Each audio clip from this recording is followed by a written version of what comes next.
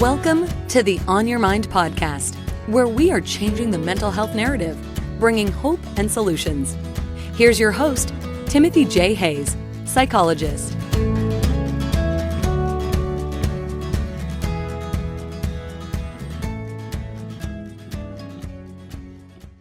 Roman Wyden, an award-winning filmmaker, entrepreneur, and life coach, has established a multifaceted career marked by diverse and impactful projects. His creative portfolio includes the Eleanor Roosevelt Award-winning documentary Ageless Wisdom, the Palm Springs International Short Film Festival winner Deface, and critically acclaimed short films such as Asparagus, Max, and Ricky Lyman. He has also directed the feature films Quail Lake and 7 Days and produced high-quality narrative content for multinational clients like Chrysler, Procter & Gamble, Kimberly-Clark, and the VA. Welcome, Roman. Thanks for being here. It's great to see you again. Same here. Thank you for having me, Dr. Tim. I'm hoping you can get us started today in this little conversation by telling us a little bit about how you got into the work you're doing and what drives your passion for it. Absolutely. And I'll try to make it as short as possible because it's a 10-year story. But basically, my then 7-year-old son, Kai, was diagnosed, this is 10 years ago, with ADHD. Or I should say, we had him diagnosed. The school that he was attending at the time, the principal and the teacher said, "We think he has ADHD." I think they said something like, "We believe he does," right? Which is stronger than "we think," in my opinion.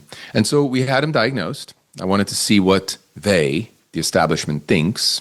And sure enough, he was diagnosed with ADHD, autism, dyslexia, learning disorders, tic disorders. There was 6 of them. And that really, you could say, woke me up and had me question all of it because it was so strongly different than what I knew or who I knew my son to be.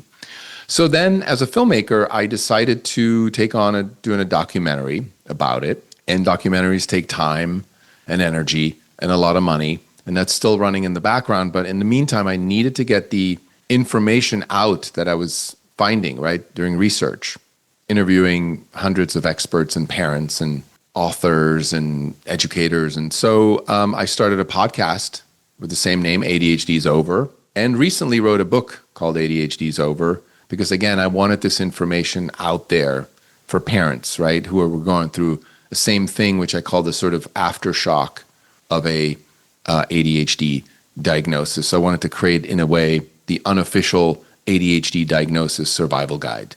So there you go. Good title. Yeah. A template for how to deal with this mess. Well, so what's the current status either of the documentary or the book or other projects that you're working on? Yeah, the current status of the documentary is in production, as they say. I still have to shoot or choose to shoot 3 or 4 more expert interviews, have to do a lot of motion graphics and put it all together. Could still be a year. The podcast is up and running. That's been going on for a few years now. We're at 225 episodes, so that's out there. The book is now available on Amazon as of 3 weeks ago. They are constantly running out of stock, which is, I guess, a good problem to have. But I keep getting emails and texts from friends and listeners and people who've bought the book. It's like, "Hey, it's out of stock again," or "Hey, it hasn't been sent yet." And there's nothing I can do. My publisher's trying to fulfill Amazon's orders as quickly as possible because it's print on demand. And, it is what it is. I mean,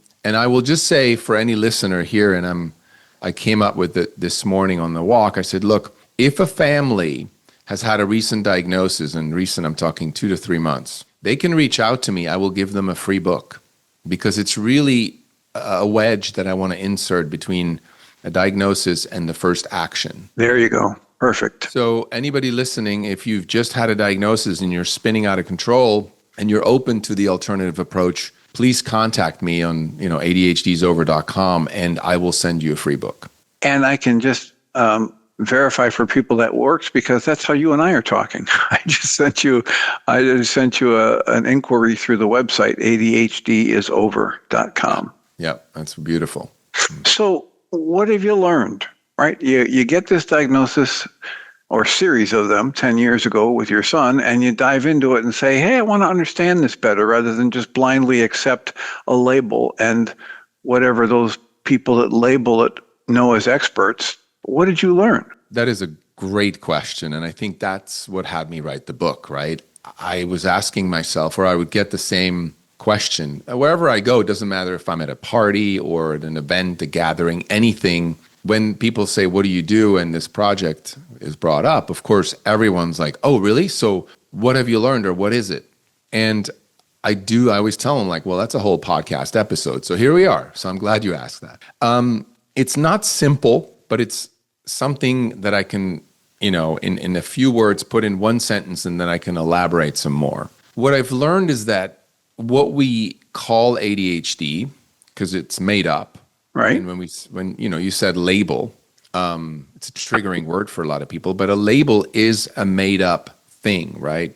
So when I take say I take a plastic bin when I'm moving, and I put a label on it that says living room stuff, right? The label itself isn't the living room stuff. Not even the box is the living room stuff. The living room stuff is the stuff in the box, inside, right? So the label is literally made up. Like, part of your mind goes, what should I call this? Oh, I'm going to call this da-da-da. So the same happens with ADHD. How it ends up in the DSM is there's about 8 to 15 experts, depending on the DSM's task force size, that vote on, these experts vote on, literally in a meeting room, what the label shall be called, what the symptoms are, right, to put in the DSM. So I just want to clarify, that's something I've learned that's common knowledge. It's not my opinion. It's not my point of view. After that, I learned that really it's observed behaviors, meaning there is no blood test, there's no biomarker for ADHD. So it's observed behavior, meaning whoever observes the behavior of a child is the one that gets to say, you have a disorder or not. Again, no tests ever are, like, no medical tests exist for ADHD. So that's something really big I've learned as well. Now, people always say, well, what causes it? What have you learned about the cause? Well, there's not one cause. But if I had to point one group of causes or one direction or one area of life that I believe is mostly responsible for someone to behave in the way that we would then label as ADHD, it would be stress, call it trauma. It would be a wide spectrum of stressors that, in a way, attack a human operating system, and then the system defends itself with a coping mechanism, stress response, right? So I've learned that when we reduce stress in a child's life, that these symptoms kind of dissolve over time. That I would bet my finances and my children on. Now, can I prove it? There's more and more scientific research and evidence is coming out, but it's slow because it's in no one's interest to have trauma or stress be the cause, right? Right. That doesn't sell any pharmaceuticals. Well, yes, depression, anxiety and stuff, yes, but it would disrupt the ADHD medication complex, right? A $20 billion industry. So again, I'm a father expert. I'm an expert in my son. I'm an expert in doing research as a parent on ADHD. And I'm here to say what I've found to be the most effective in our son's life is to redesign every area of our life, of our family at the time. I'm now divorced, but we still have a very amicable co-parenting relationship. There's a lot of love in our family still. We're still a family. Is that we reduced the stressors in each area. Now, a stressor, say, in the marriage or the parenting looks different than a stressor in nutrition. So in nutrition, it could be a food dye that stresses the system, right? In parenting, it could be verbal abuse that stresses the system. In a marriage, it can be secrets, like the sort of uncertainty and unsafety that little children pick up because they're very perceptive when there's secrets in the family, right? And the stressor in the environment could be pollution, toxins, and so forth. So stress isn't just stress the way we are used to talking about it. There's stressors everywhere. There's media stressors, too much media, right? Rapid media. There's, if you believe in it or not, there's EMF waves. Like all these things stress a nervous system. Let me give you another one. This When I was in graduate school in an advanced group therapy class, the professor, one of the brightest professors I had, said, now today's topic is scapegoats. And I want you to understand that I can construct a group up here in which any one of you would become the scapegoat. And of course we said, oh, we're graduate students. We know our stuff. We've been working on ourselves. That can't happen. The stressor comes from being put in a situation, an environment that is not conducive to your style and your skills and so he literally did this 3 different times, picked a person who wants to be all right, I'll be the person. And then he told the other 5 or 6 people to be in a group, and he gave them, now you're a housewife and you're a plumber and all of a sudden the person with 4 doctorates who wants to be in the group is the scapegoat in that group. Now, there's nothing wrong with the person with 4 doctorates, and there's nothing wrong with the housewife. If it doesn't fit well, here's this intense stress of trying to make the round peg fit in a square hole kind of thing. Perfect. I love that you bring that up, and it's a great example because I was thinking about this today, kind of mentally preparing for our talk. And I love that you said that because, first of all, the environment is the stressor. So we've learned, and this is like scientific medical knowledge, yet experts out there try to downplay it, but the brain develops in relationship to the environment, right? In the case of ADHD, it's not a tumor in your brain that reacts to something. It's actually the opposite. It's the wiring that gets constructed, right, in relationship to the environment. So like you said, the round peg in a square hole, for example, at school, that's called a misalignment, right? So what you were pointing out is like there's a misalignment, and now the person that's misaligned with that in that environment reacts. So the example, I was walking and it came to me, is very simple. It's like sticking a forest ranger into an accountant school. Perfect. And saying you should sit still all day long inside a building and you can't go outside, right? Because we've cut so many sports programs and arts programs. And so in other words, there's a misalignment, and then we label or we call this a disorder that person, that forest ranger, is not sitting still in the accountant school. And I'm being dramatic, but to your point. It's very, very similar to what happens with our children in our school systems. Yeah. And not everybody's going to be a forest ranger, but lots of kids that are diagnosed, and I can't say all of them, obviously, but a lot of the kids, it's a misalignment. They're in the wrong school. They're exposed to it's a misaligned teaching style, right? And antiquated teaching styles. Or there's kids that are visual learners, right? Kinetic, there's different learning styles, but we have a one size fits all. So of course, not everybody fits in, right? Yeah. And when you were talking about this earlier, you were talking about yourself as an expert father, right? You're the expert in who your son is. Yeah. And do you have 7 or 8 doctorates? No. And this puts me in mind of the interview you did with Dr. Roger McFillin, and his podcast is Radically Genuine. And you did a podcast with him titled ADHD Myths Exposed. And one of the lines I love from that was the person who was sharing their information, and some kind of doctor or some kind of professional expert with degrees said, well, are you an expert? Are you? And the response was, no, I don't have a doctorate, and so I have to rely on the evidence. Yes. Right. So here it is. This is exactly what I'm trying to do in my life and my practice.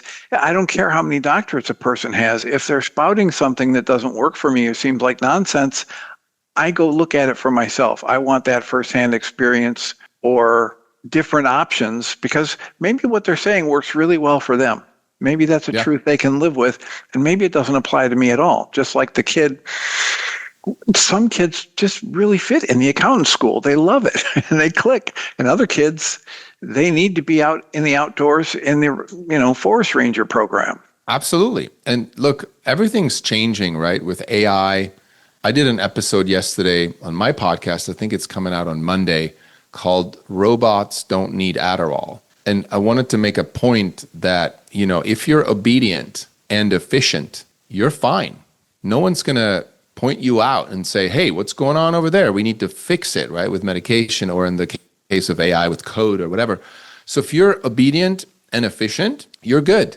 But if you're disobedient, which could be misalignment, or you're just not doing what you love, or you're not at the right school, then you're also not efficient. So you're kind of like a nuisance and you're kind of like a problem for that system. So then a medication is brought in to fix that, but then you're just being put back to being obedient and efficient. But that's not a way to carve out a unique, fulfilling life. That's just a way to be a productive citizen, which works for some. But I think more and more people are waking up and saying, like, what am I doing? I don't want to just slave away for the rest of my life and make someone money, and I can barely pay my bills, but I'm not fulfilled. I'm not stimulated, right? So we're waking up a little bit to like, what is alignment? What do I need to align myself with such that I'm happy? I hate to use that term because it's subjective, but to have a balanced life, right? To have contentment, to have satisfaction, to have a sense of meaning. Yeah. As you're talking, I'm thinking about, have you ever heard about the book, The Da Vinci Method? Yes. I think you mentioned it last time we talked.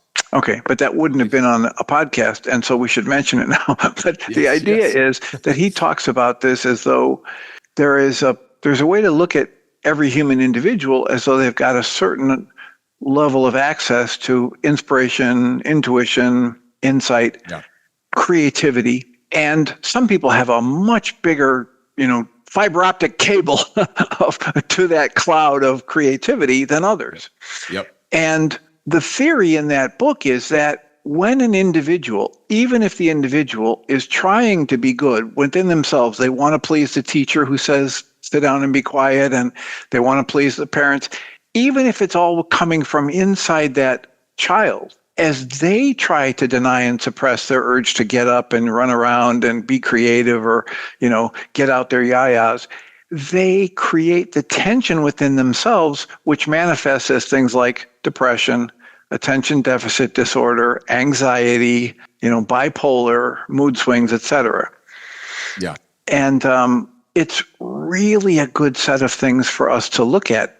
And I'm so grateful to you to put this out there to parents that if they've gotten a diagnosis recently, they can contact you and you'll get them a free book, because looking at what you've discovered over X number of years of research and condensed for them would be very valuable prior to making a decision. Absolutely. And I love that you brought this up with the Da Vinci method and sort of this divine connection to source, if you will, right? And Roger McFillin, actually, who I'm rarely so amazed by one expert, right? Because I go from expert to expert and I keep going. And Dr. Gabor Mate was sort of my rock star up until now. And I have to say, Dr. McFillin came into the picture and I was like, oh, wow, like, okay, these are the two people that, Gabor Mate is a bit more, if you will, on the softer, spiritual and esoteric side, right? A little more esoteric than Dr. McFillin, although I know both of them have each other's traits for sure. But and then Dr. McFillin is got the science and the practice, and he's an outspoken, younger than Dr. Gabor Mate. So both of them, I will just say, if you're a parent listening, please follow both of them, listen to their talks, and if you're open to alternative healing, and I like to use the word healing, but dissolving ADHD symptoms is what I call it. So back to what you mentioned, I 1,000% agree with you when you said it, like it just resonated, because I have the same feeling about it, that all these disorders that we know, all these mental disorders, it's literally a misalignment, an internal misalignment, or like you said, there's this conflict, this internal wrestling conflict between, I would say, our divine self and our personality, or our worldly exterior self and our spiritual interior, right? There's a wrestle match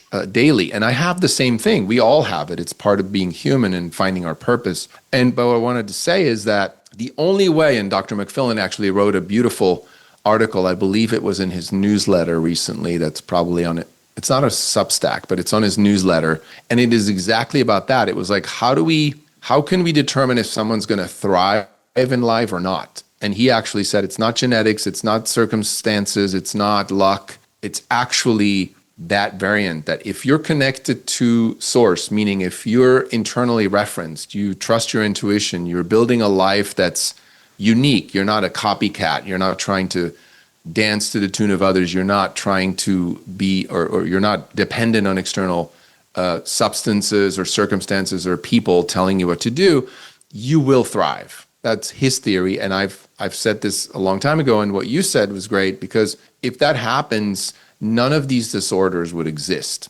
And I just want to say one last thing in this long train of thought is that disorders are, the word disorder inherently is actually a good word, because it's telling us there's something out of order, meaning, right?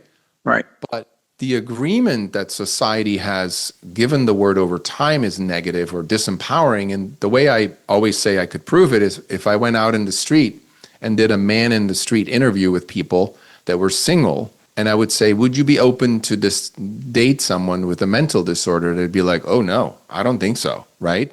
Some might say, oh yeah, I'm open because they're trying to look good. But most people would have a negative reaction. Why? Because the agreement in society is that a disorder, there's something, you're broken. Right. It's this broken. It's this solid external thing that's a disease that's gotten in my blood system. It's cancer. It's right.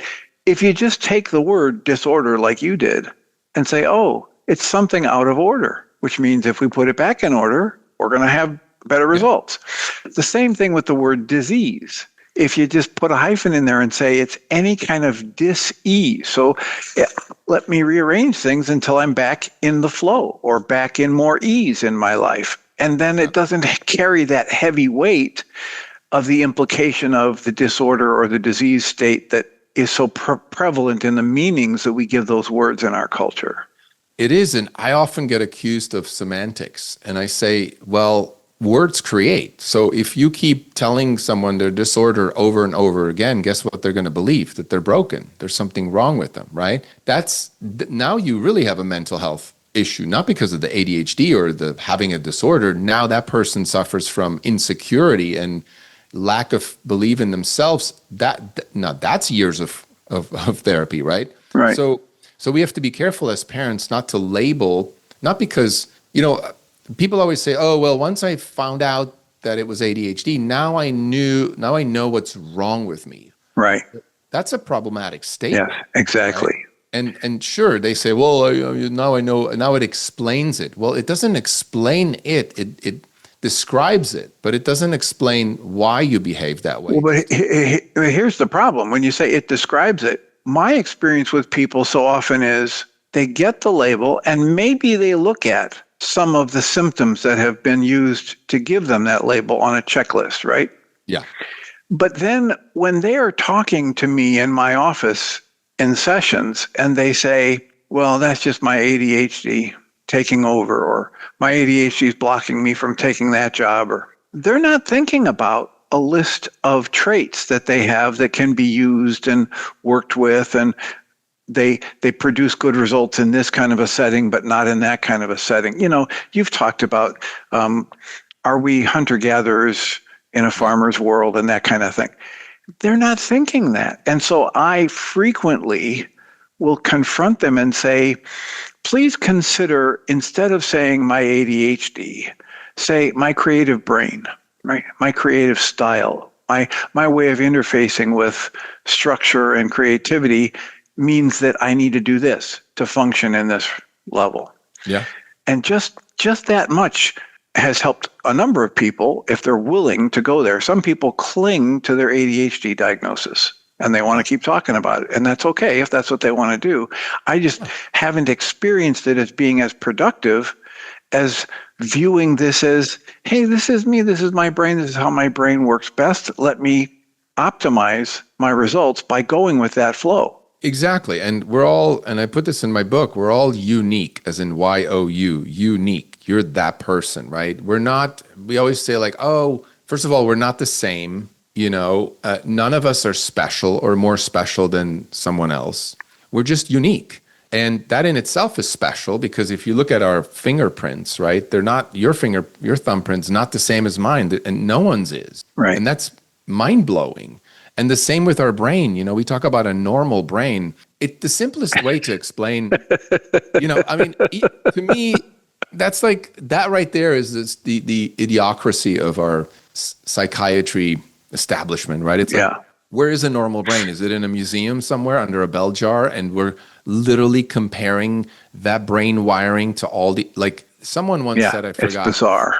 I forgot who told me, but supposedly there's like 4 normal brains in the world. It was some weird research okay, so there's no normal brain, right? So if there's not a normal brain, then we have all different unique brains. And now what works for you and what works for me is different than what works for the listener right now, right? Listening in for their child. So, but we're using one size fits all diagnoses. Here's a cool thing that I think it might have been Dr. McFillin or someone brought this to my attention, is that if we look at a child's brain, right?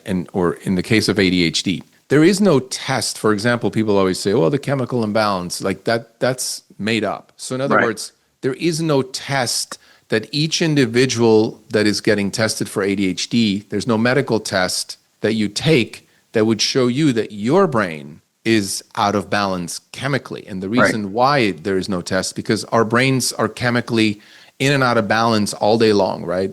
If I scare jumped you at night in a dark, empty parking lot and I would be able to measure your chemicals at that moment when I scared you, you'd be one sick puppy. Oh my God. Yeah. You would be out of balance, right? Chemical imbalance. But my point being that we are sold a one size fits all theory in order to be diagnosed with what they think is a medical disorder, which it's not. So it's just so wacky. It doesn't make any sense to me. And I'm sure you sitting, I just acknowledge you for being somebody who's so open-minded and so ready to question the mainstream, or not ready, you've been doing this for a while, but like that is part of what I call my team of questioning the mainstream narrative, not for the sake of questioning it and bringing it down, but for the sake of the sanity of parents and the well-being of their kids. For the sake of providing options to people that want options. Yeah. If somebody wants to take meds, take the meds. If somebody wants to, stay, like in the situation that you were describing with your son, if there are parents that want to keep their kid in that school and say he needs to learn to cope, okay, bless your heart. If that's what you want to do with your life, your child, then you'll be there to support them through that. And yet I'd like to have people know their options, right? You Absolutely. Can go to, you talked about in the interview with Dr. McFillin about finding a different school that was a better match for your son. And that wasn't easy. You had to overcome some of your own fears and prejudices about that, et cetera. Absolutely. And look, one of my biggest mottos in life is where there's a will, there's a way. And you can't argue with that. I mean, you can, but then you're basically shutting down a lot of the ways. Yeah, right? You'll get different results if you argue with it than if you experiment with it. Yeah. Experiment with it. And it's never going to be perfect. And I have a really cool update. So about my son. He's now 17. He's doing a year of high school in Ecuador with his mother because she's from there. And so I'm a single dad for a year with my youngest one, my 13-year-old. But we were on a call together. And at some point, his mom said, oh, he's recently asked me about ADHD medications. And I said to her, interesting. Because he was not really labeled. He never considered himself ADHD. We never gave him medications. We thought at some point, every 2 years or so, we'd be like, should we do it? Is it maybe it's better if we do, right? And then we would be like looking to our intuition and go, no, we're not going to do this now. So, but I've always said, like you, there's no judgment. You want to take meds, great. But I, as a father, said to his mom, or I, as his father, said to his mom, if he wants to take ADHD medications when he's an adult, meaning once he turns 18, that's his call. I will still show him the scientific evidence that there's a lot of negative side effects and there's a lot of problems. Problems with it, yeah. Problems, right? Just so he knows, but he's an adult. But now he's 17, so he's about a little over a year away from that, to turning 18. So I said to her, look, I don't want him to take ADHD medications until he's 18. I hope you agree. She agreed. And so with him, I wanted to know, where is this coming from?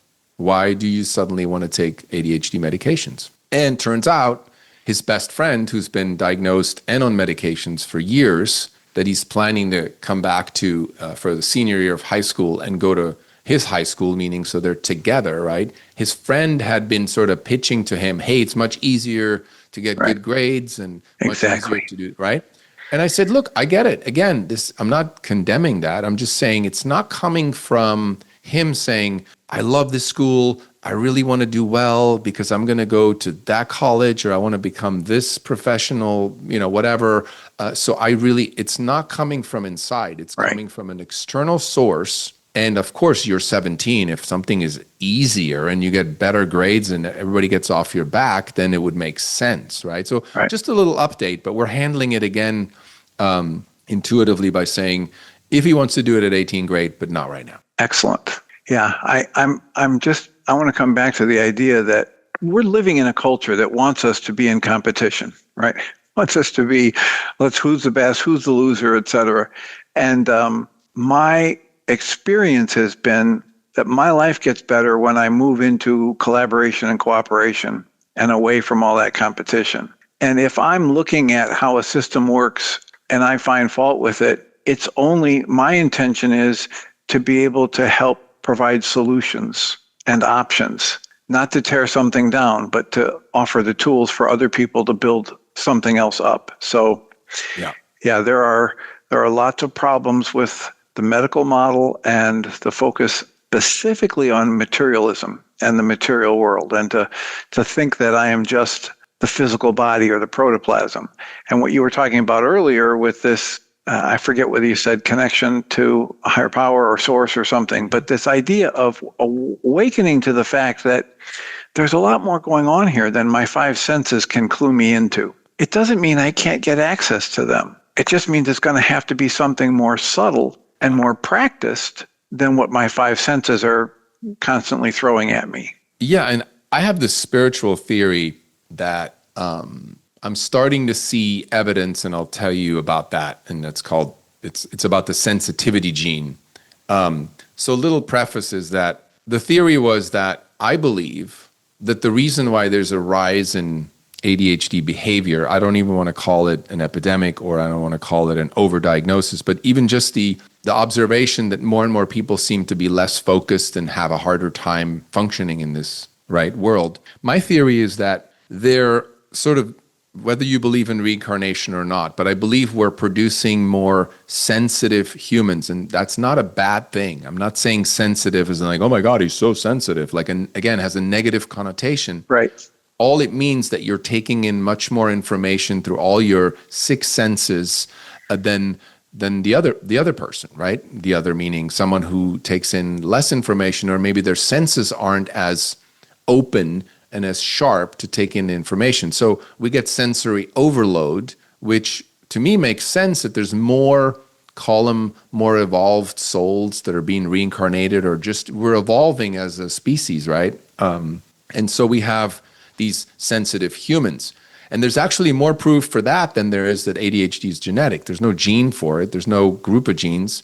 They always say it's genetic, but epigenetics, the field of epigenetics, has proven that you can turn on or off a gene in relationship with the environment. Yes. In other words, right? So you're never predetermined to have ADHD, at most predisposed. But it really it's handed down more through the environment of a transgenerational family upbringing. If your father's an alcoholic, it's easier for you to become an alcoholic. And again, there's no gene for alcoholism, but there's a gene for sensitivity. And that's a game changer for me, because it shows that if you're a highly sensitive person, then look around the world. You are being attacked daily by noise and by speed and, like you said, competition, the grit, the grind, the resilience. You got the Ivy League track, the pressure, the judgment, stress, comparison, yep, all of it, right? So imagine that, and being highly sensitive, you're gonna react. It's an Erica Commissar, who I had the pleasure of interviewing. She said that ADHD is a stress response, and Dr. Gabor Mate calls it a coping mechanism. Well, same thing essentially. right. You're getting stressed out multiple ways, and so you're responding in a way that lets people know, like, I'm not aligned here. I don't like this. This doesn't feel good, right? And then we see it as a disorder. That's kind of how I see the whole sensitivity theory. The piece I want to add to what you're saying is, when you were talking about the prevalence of sensitive people, I want to put in a vote here for exploring how many highly sensitive people have learned to suppress it, dumb it down, and essentially variations on what you find described in the the book we mentioned, The Da Vinci Method, which is available free on PDF if people want to look that up on the internet. It's been out so long. I have learned over the years, through my many years of therapy and personal work, that I'm one of those people who really worked hard to suppress my sensitivities and my intuitions and to not share with people insights I'd gotten or intuitive hits or my joy in exploring things like energy medicine and the non-physical energies that you can feel, but you can't track them with your five senses. And so I think there are a lot of people out there who are far more sensitive than even they realize because they've spent decades suppressing it. Yeah, and one great way to find out if you're a highly sensitive person is, have you been told you have a disorder? You know? I mean, I'm generalizing, but I look at bipolar, I look at anxiety disorder, even OCD. There's so much sensitivity in a person like that they feel out of control, so they have to try to control it, or they feel like they need to be someone else. Like you said, there's a fracturing going on, right? There's all these, again, I'm not a psychiatrist, but it seems to me what you just laid out is absolutely true, that there's so many people suppressing it because A, they're going to be judged or they're going to be labeled. They think they're not good enough or they're too much. Or they're too sensitive, right? And some of them are trying to escape punishment, and some of them are just trying to fit in and get acceptance. So there are a lot of different factors that might lead a person to wanting to hide their sensitivity. Absolutely. And you point out something great that I'm sure you see in your practice all the time, is this concept of like people, like the people pleasers, for example, right? They literally try not to rock the boat. They try to please others, right? They put themselves last, put others first. Eventually, that becomes your personality or your way of being. And so you're selling out on who you are. You're not speaking your truth. You are quiet. You are, like you said, you're constrained, suppressed. Eventually, that affects the body. There's a lot of disease that comes from people pleasing. Right. You know, right. Dr. Gabor Mate talks about that in his book, The Myth of Normal. Yeah.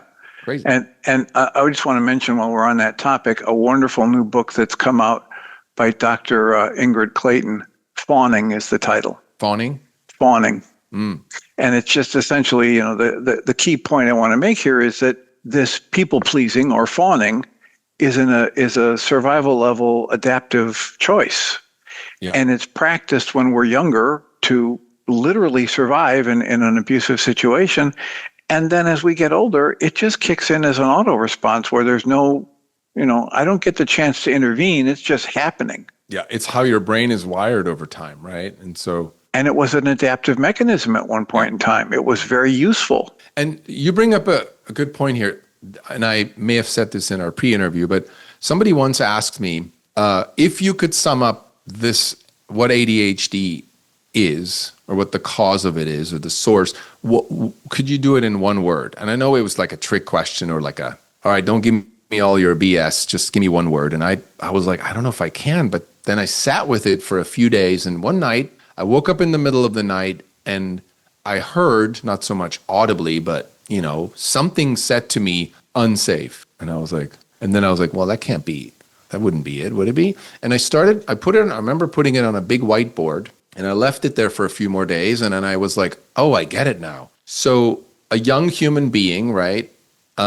feels unsafety. It could be because of one big traumatic event, or it could be over time, sort of a background humming of unsafety. It could be through trauma. It could be, abuse. It could be a rough birth. It could be many things, but a new human that is so fragile will at some point feel unsafe and then react to that. Right? And if it's continuously unsafe, they will continue to react. And like you said, it wires their brain, and now it's an automatic stress response. But here's where people go, well, whenever I ask people that I coach with, at first I go like, tell me about all the traumas that you can think of in your child's life. And they go, well, we don't really have any trauma. And I always say, look, just because there's no drama doesn't mean there's no trauma. And they go, what do you mean? Well, what about a rough birth? Oh, well, yeah, we did have it, or, what about, I go into specific categories of what is trauma and stress, and suddenly they realize, oh my God, there's a lot, right? And that's my whole point. People hear unsafe, they go, my child's safe, we live in a safe neighborhood, but well, that's only one part, the physical safety. Right. But there's so many other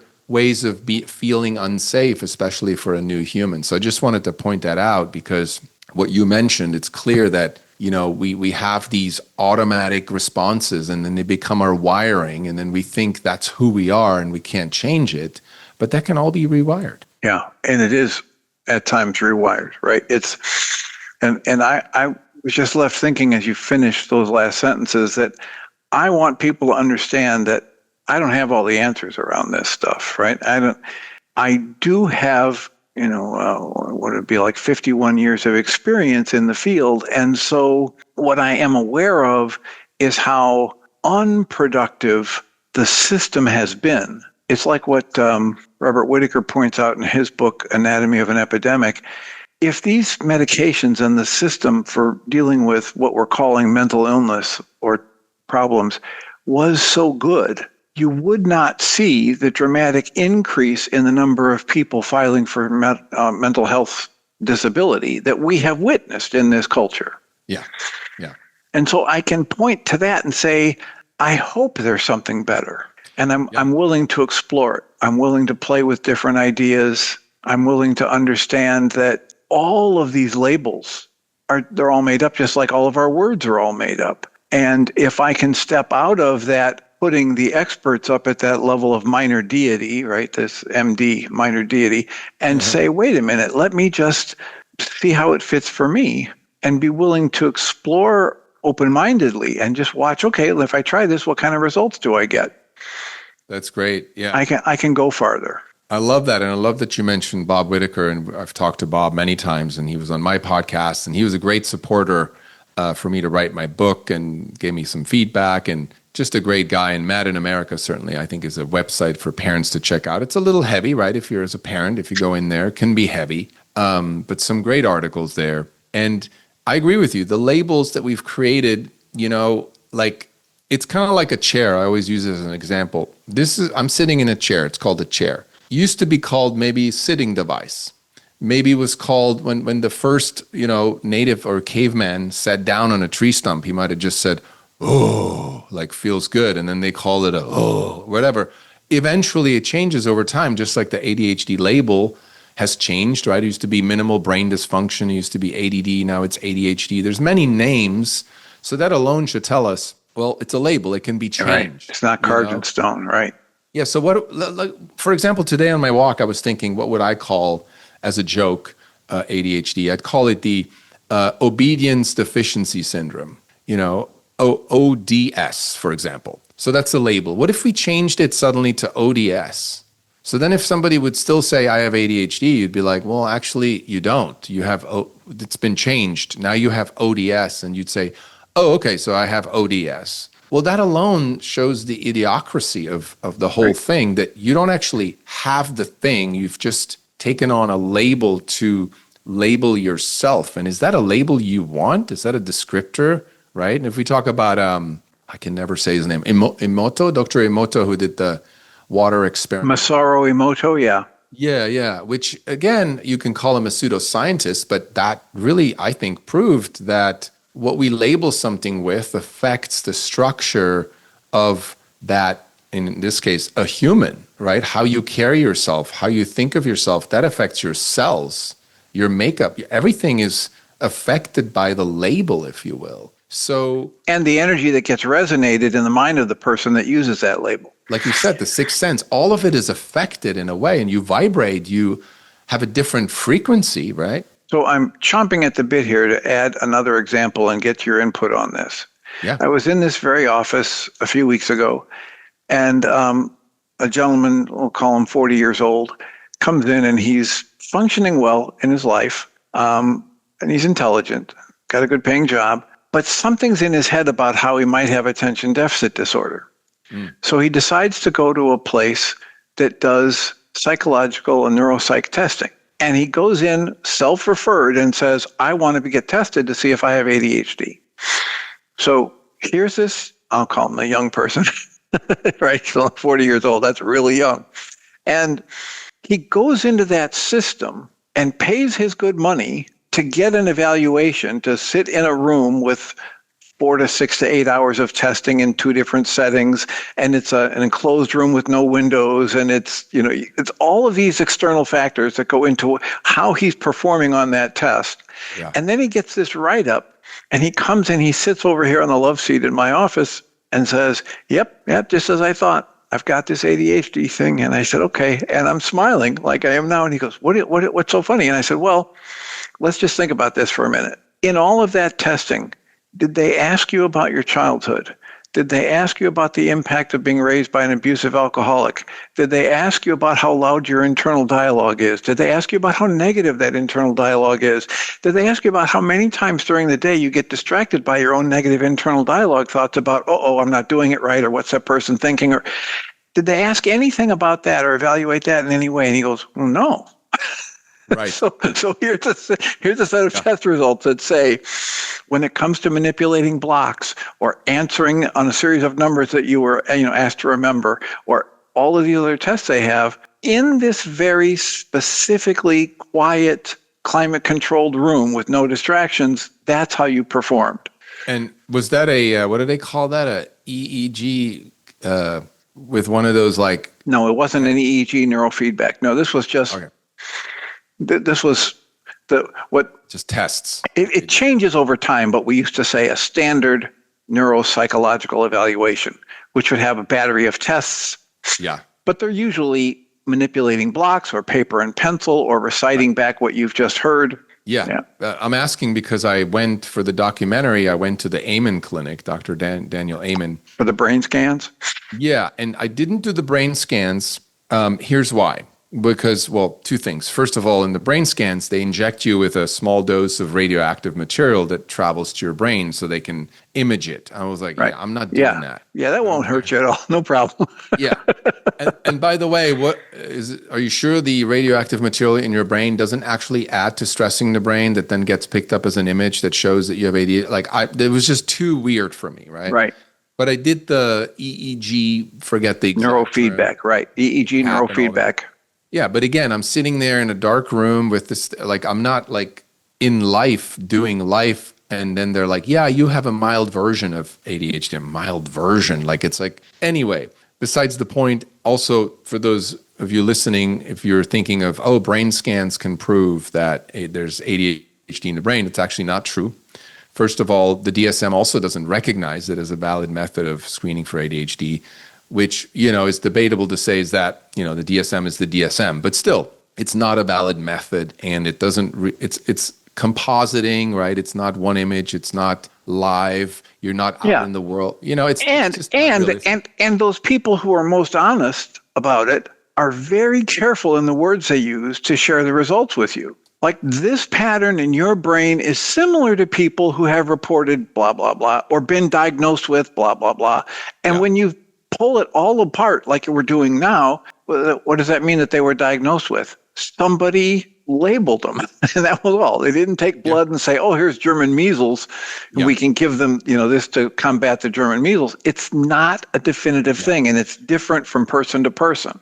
And here's one thing I agree. And here's one thing I just remembered that sort of escaped my mind earlier. I heard this, forgot what podcast it was, but it was a conversation they had about emotions and how nowadays we've taken emotions that are actually natural, that are needed for us to feel, process, heal, experience the world in a natural way. And so we've taken, for example, the emotion of sadness and we call it depression. And what's sad is that, literally sad, is that there's teenagers now out there in the world that when they feel any sadness, they go, I feel depressed. And now, of course, you're going to feel sadness. I do. I'm sure you do. Again and again, there's grief, there's sadness. And then eventually we'll say, there's a pattern of, there's a repetitive sadness. So yes, it's depression. You have depression. That's what we're doing. Even a stress response is a stress response. It's not ADHD, you can call it that, but wouldn't you want to find out why you respond that way to stress? Because there's going to be stress in life. I'm sorry, there's going to be sadness, there's going to be anger. Well, and as people like to point out in other deeper spiritual teachings, the pain that we experience, the discomfort that we experience in life is a part of our lives, and yet suffering doesn't need to be, right? Suffering is the layers of thoughts and judgments on top of the pain, or the thinking that I shouldn't be having this sensation of pain or discomfort. That's the suffering that we add on top of it.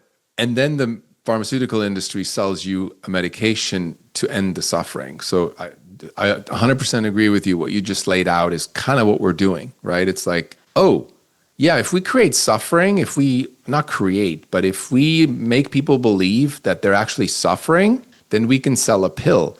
But if we make them believe that they're just experiencing human emotions that everyone does. They have good information for them that can be used as a Geiger counter or a compass in their lives to choose a different course. Yep, absolutely. It's like I always say it's like the red flags or the check engine light, right? If you have a fever, we can't just sell you medication for fever to make the fever go away. Well, we do. But why is there a fever, right? That's a smaller, minor version of ADHD. It's like, why do you behave that way? We can sell you a pill to sit still and focus and get the homework done and get good grades. But wouldn't it behoove us to, like, instead of just putting a piece of duct tape on the check engine light, we open the hood and we see what needs some fixing? You know, what could we do to optimize this? We don't do that. Yeah, and for the most part in our medical profession, we're not working with the body, right? Yeah. So when you have something like a fever, instead of the wisdom of the ages, which said, oh, here's a body response, it must be doing this for a reason, let's support the body in doing this so it can throw off whatever it needs to throw off or whatever. Instead of that, our medical model currently is let's suppress all symptoms. And it, especially in the realm of psychological, psychiatric issues, it's not a good model. Yeah. And look, I always sum it up and I say, you know, there are, like, Western medicine is good for emergencies, right? But most of the things we're treating with stimulant drugs or even just medications, period, pharmaceutical drugs, are not emergencies. You know, like a headache is not an emergency. ADHD is not an emergency. Like all these things that we treat, we're told if you don't do something about it now, you're going to mess up your life or you're going to die or whatever. But it's not true. If we just used it for, let's say you're in battle, right? Unfortunately, we still have war. So if you're in war, you get shot, you need some medication to survive. Like, that's, to me, the perfect application for Western medicine. But that's maybe what, 3, 5, 10% of cases, or not cases, but what our medical profession attends to, yeah. Yeah, the 90% is just selling, like you said, they're just selling us pharmaceutical drugs. Rather than having us move into a different lifestyle, which would eliminate the cause. Exactly. And then alleviate symptoms in that holistic way. Exactly. That's period. Mic drop. That's literally what we could do. We could change the field of medicine and obviously science as well to reflect that and be like, hey, what if we did this? But of course, there's no money in it. You know, this is a... Well, that's the biggest drawback to the system changing, right? So That's why I like the offer that you're making. If people have had a recent diagnosis for themselves or one of their children in the last couple of months, you will arrange to get them a book if they contact you. Absolutely. Because what you've distilled in this search and this research that you've done might be very valuable for them in helping them make a decision that they're going to like the consequences of better. Yeah. And obviously it's, again, like, I agree with you too. It's like there's no judgment, right? Somebody decides to medicate, and even if they've already made up their mind that they're going to medicate, but there's part of them that's like, and we want to do other things in parallel, then please let me know. Get the book, because the book isn't about not medicating. It's about knowing. And here's a cool thing that I want parents to know. I don't know if cool is the right word, but a simple way for an important point, right, is that parents often do research on the side effects of ADHD medications. And not only is the information hard to get out there because it's always kind of cherry-picked and hidden and manipulated, but let's just say, for example, what I've done some research, and about 10% of people with ADHD have reported severe side effects, right? Things that make it really hard for them to function in life. So you could say, oh, that's only 10%. So the chance of my son or daughter getting sick or having severe side effects is 10%. That's not a big deal. Well, here's the thing. It's actually 50-50 because you don't know if your son or daughter will be part of the 10% or the 90%. Right. So you're still playing Russian roulette. It's Exactly. right? You had 3 bullets in a 6-shooter. And if you know that, if it's a 50-50, you're going to be a little more cautious about medicating. That's what I'm trying to get across. It's not 10% and 90. It really is 50-50. Right. Exactly. Right. It is that way statistically, but you and your life and your children are not a statistic. It's an individual who's either going to have a bad reaction to this medication or almost no reaction or a good reaction. Right. And it's a coin toss as to whether or not when you take that medication, you're going to get neutral, bad, or good results. Yeah, and here's the thing that I did that I recommend to parents, and it's, to me, makes sense. And nobody's ever had an argument against it that made sense to me to not do it. So I would say to parents, if you're going to medicate your child for ADHD, I invite you yourself to take that medication for 2 to 3 months daily first. Even if you don't have ADHD, you can get a diagnosis. Trust me. I know this is a crazy suggestion, but I did this for my documentary. I had myself diagnosed in an online service. It took 20 minutes, and I got medication shipped to me 48 hours later to my door. And I tried Ritalin, Adderall, Vyvanse. I tried like 6 different drugs. Wow. I had to manipulate the system a little bit, right? Because I needed to do that. And so what I found is after 2 weeks of trying Adderall, Ritalin was a little milder for me, but Adderall, 2 weeks, I was like, this is insane. Like my brain, I was grinding my teeth. I was, as my ex-wife called me at the time, often a prick during the day. I was so in overdrive that I crashed in the afternoons. I had sleep issues. I had many issues, right? And I was like, I am not giving that to my then 8-year-old son. There's no way.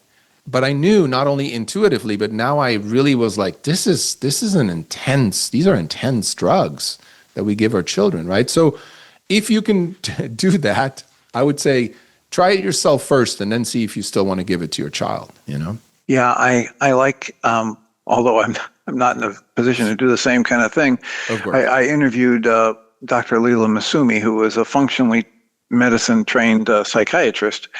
And one of the things she said in the interview was she has been on almost every medication that she would be called on to prescribe for one of her patients. So she has that, she wanted that experience. That's great. And can I just say, why would you not? Like, how can you prescribe drugs to someone else? I'll tell you why not, because I don't want that.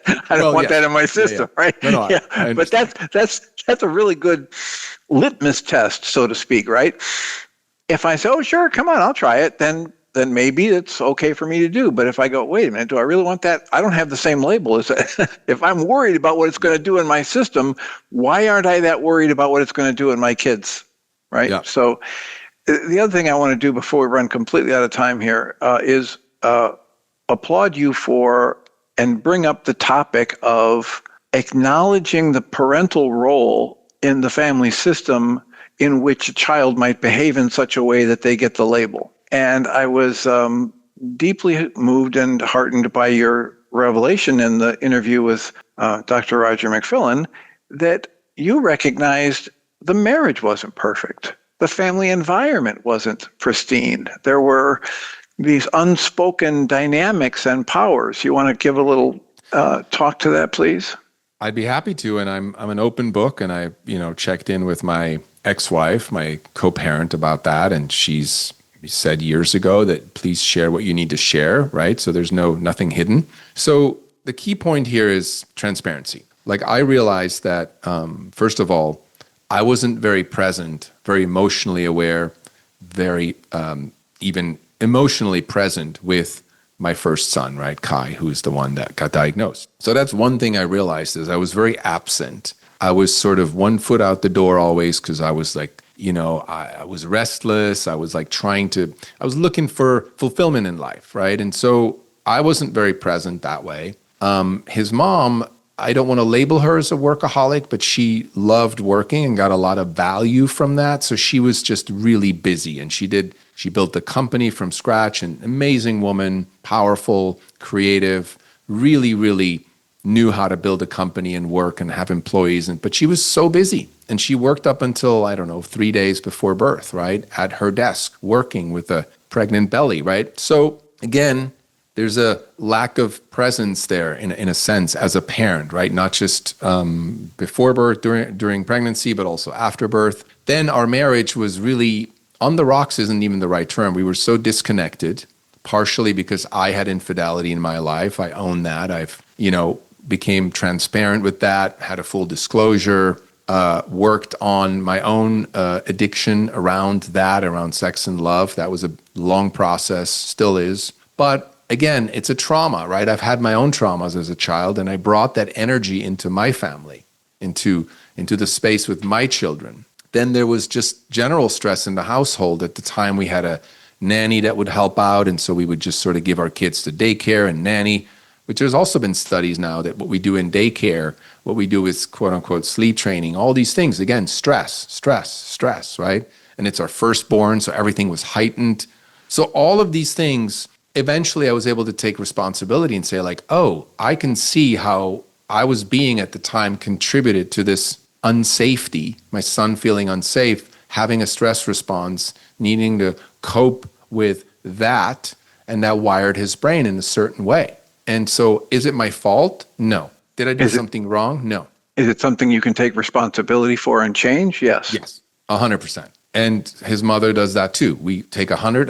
It's not 50-50 or 20-80, or it's the way I showed up just wasn't the best that I could be at the time. And it's okay. No, I've forgiven myself, continue to, but I can see how that would influence the wiring of a brain of a child, right? So I always invite parents to say, look, you go first. There's nothing wrong with your child. Your child's not broken. But if you heal your transgenerational trauma, you process and heal that, you're going to see a different child, even if you don't do any work on the child. That's my claim, Yeah, well, and you mentioned sex and love addiction, and I feel compelled to mention Elizabeth Gilbert's new book, All the Way to the River. Yeah. Are you aware of that? I know of the book. I haven't read it, but I know her and her story. And it is not an easy book, but it is a really good book for somebody who thinks they might have a sex and love addiction. And I will just say that for people, sometimes that's a hard term to swallow. We're getting more, thanks to her. Also, Louis C.K. was on a podcast recently that he owned his own sex addiction, and it still has a weird flavor in society's perception or mind. But really, all it is, again, it's what we call a God-shaped hole, right? It's a hole in our heart or our soul that we're trying to feed. Whether it's sex, love, you can go into cigarettes, alcohol, food, gambling. All of those things are addictions, are coping mechanisms that we try to fill this hole with, but the hole itself cannot be filled with any of that. It doesn't matter what it is. So I would just say to people that, start with yourself. Find out, what are you addicted to? We're all addicted to something. It could be extreme sports. It could be coffee. It could be work. Most of us, I would say, I can't say all, but most of us are addicted to something. And once we go to work on healing that, it all goes to the same core. It's just healing a childhood trauma wound, right? Once we do that work, our children change. I've seen it. They do change. I have the years of working with Dr. Michael Rice, R-Y-C-E, and his really useful definition for addiction is the compulsive use of any substance, any food, any person, any activity for the purpose of numbing out to an internal pain or blocking myself from seeing and acting from my highest guidance. Love it. And so in this really practical way, this gives us a way to start working with people, ourselves and others, without the stigma of a disease. It's an adaptive process. It's a coping mechanism. It's an attempt to solve a problem. What's the problem? I have an ache inside, or I feel empty, or I feel I'm not good enough. Where'd that come from? Like you're talking about, it's the accumulation of adaptations from past traumas.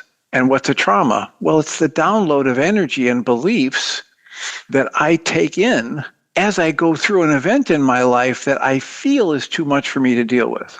Absolutely. And that beautifully said. And I think the saying I have is that addicts are not addicts because they're born addicts. No one's born an addict, you know? I believe there's no bad apples. There's just the stuff that happens to us, how we react, what environment we're in, how the brain gets wired, and how you then cope with things. And addiction is very natural, to be honest. It's not a disease. I've always had issues with 12-step programs calling it a disease. I get what they're saying, but I don't believe it's a disease. You're just struggling with the unhealed trauma. And you've mentioned Gabor Mate a few times, and I'll quote him when he talks about people coming and asking, why all the alcohol? Why all the drugs? And he says, please just ask why all the pain, right? So that there's that same understanding that without the pain, there wouldn't be this activity or behavior or drug usage to numb you out to the pain. Well, and we could say the same thing here when it comes to ADHD. Why all the impulsivity? Why all the hyperactivity? Why all this? And you can ask, like, well, where's the pain? Where's the pain? So let me share with you my general little story to help explain trauma. We have two boys. They're 5 years old. They're identical twins. They're in a good family. They come home from school one day. The thing is, Johnny always known, and he thinks about it day in and day out. My mom always tells the truth. I can always rely on my mom. So they hit the door one day after kindergarten, and there's a plate of Oreo cookies on the kitchen table. And Johnny yells out, hey, Mom, can I have a cookie? And she says, boys, you know the routine. Go upstairs, unpack your bags, lay out your homework, wash your hands, and come down, and then you can have a cookie. Well, as I mentioned, they're a good family, right? So they dutifully go upstairs, and they do what 5-year-olds do for whatever period of time. And as they come back down, they hit the third step from the bottom, and Johnny looks over and sees an empty plate of cookies on the kitchen table because the preteen and teen siblings came through like a tornado and ate all the cookies. Johnny's life is never the same. My mom lied to me, and he's just frozen there with the horror of the empty plate of cookies. Now, is the empty plate of cookies a trauma? Not for Jimmy, who's never really focused on how Mom always tells the truth and shouts out, hey, Mom, they ate the cookies. Can I have an apple or a taffy apple or a piece of candy? Johnny's life is never the same after that because he downloads from that experience, my mom lied to me. Yeah. And that foundation of what he relied on for a sense of safety in the world had been shattered. Yeah. And it's a great example. And you make a good point here that no child experiences an event the same, right? Because I get a lot of parents who say like, yeah, but my neighbor's kid, same age, same class, same sports, same this, same that, doesn't have ADHD. It's like, I know those parents. They're loving. They're not abusive. I've been in that house. Yeah. I've never seen anything abusive go on. Yeah. And yet, if it's a significant mismatch between what the child hopes for or needs or wants and what the parents can offer, it ends up getting downloaded into the child as a traumatic experience or a series of them. And there's so many variables. There's thousands of variables. You can't compare any human with another human. But we do it in like statistics, right? We go, well, these people and these people, and you're like, we can't do that. We can't. Statistics are only, when we talk about the term normal it's the norm. Well, the norm is a scientific kind of phenomena where, right, it's a straight line through the curves. That's the norm. That's the middle. It's a made up thing. Made up. Because when you wave your finger like that and say it's a straight line through the curves, what's real is all the data points on the curves. And what the scientists and researchers talk about is this thing they do with mathematical formulas to come up with this median or mean or mode, and they talk about that as though it's a real thing. Yeah. It isn't. It's just another label to describe a flow and a tendency. It isn't definitive. Right. It's totally agree. And then if you look at the waves up and down and data points, that could only be 226 people that they've tested. Right. How many people are in the world? Billions. Yes. So to then say, studies show that this is true for all humans with it, it's like, no, I know what you're trying to do. You're suggesting something, but that's not the truth. That's not a real experience for a kid, 16 years old in Tibet that doesn't even know what ADHD is, doesn't even exist in there, So let me just attempt to wrap this up since we're really going long here. Yeah, let's do it. Is it appropriate to say that what you and I are trying to offer people is just a different way to look at their life experience, rather than simply buying into the medical model and follow what the so-called experts give them, which almost always is accompanied by a pill or a procedure? And rather than say that's bad or wrong, what we're trying to do is just help people understand there's a lot of other factors that go into whatever behavior comes out of any person. And there are a lot more options for looking at it and finding solutions than you'll find at your medical doctor's office. Absolutely.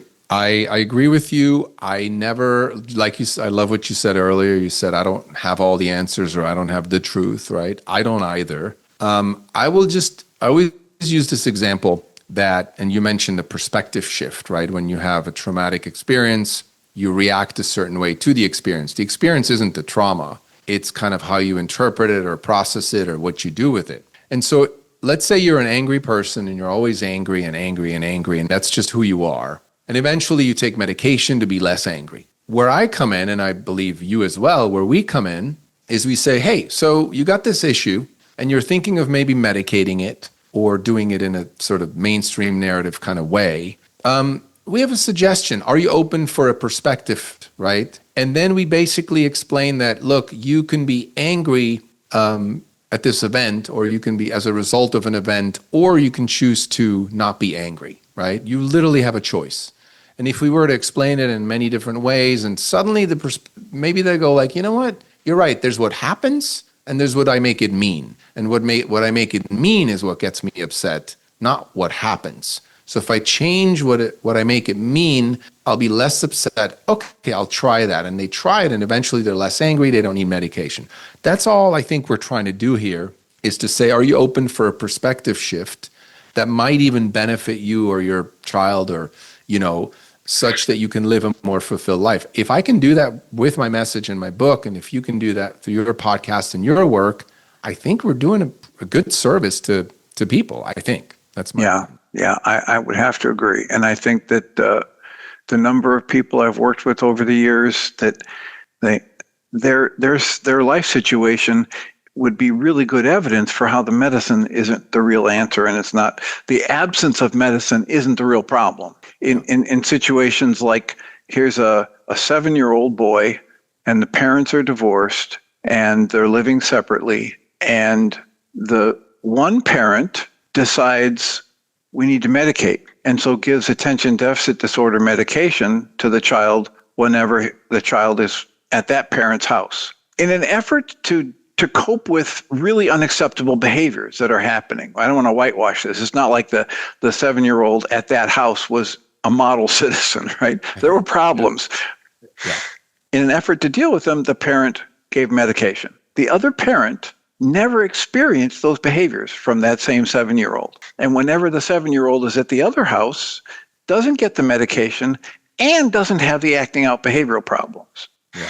Now, in a situation like this, if there's push comes to shove, or people say, well, the experts are getting involved, or now it's going to court because you won't give the medication that the doctor has prescribed, I could see it if you're saying the kid is acting out like crazy over here when they're not getting medication, and the kid is behaving really well and fitting in and doing well in school over here when they're on the medication, then I can see the rationale for trying to work with the parent to nudge them towards medication. But we're having the opposite here, right? So what better evidence that there's something in the environment over here that child is being forced to cope with, and the coping mechanisms are what have been labeled ADHD. Well said, yeah. I like that. And last example I always give is when parents say, well, we give them the lowest dose and we don't medicate on weekends and holidays and weeks off. Well, that right there is proof that it's the environment. Yes. Yeah, I'm standing up and cheering. That was really good. This was an awesome conversation. I really appreciate this. Well, I greatly appreciate your being willing to take the time to talk with us here on the On Your Mind podcast. How do you prefer people reach out to you? Very simple. ADHDisover.com is the website, and there's a feature to send, to contact me. That's as simple as that. And like I said, I will offer a free book to any parents or families going through a recent diagnosis. And if you want to buy it, it's on Amazon. ADHD is Over is the name. Excellent. Well, I will be among those who put stress on your publisher to produce another book in the near future. If I haven't already pre-ordered, sometimes I do because I know there's an interview coming and I pre-order the book and then I forget to check it. It's come in. But thank you so much for taking the time to be here. And I look forward to the documentary when it's finished. Yeah. Thank you, Dr. Tim. Thanks for having me. It's my pleasure. It's been a delight.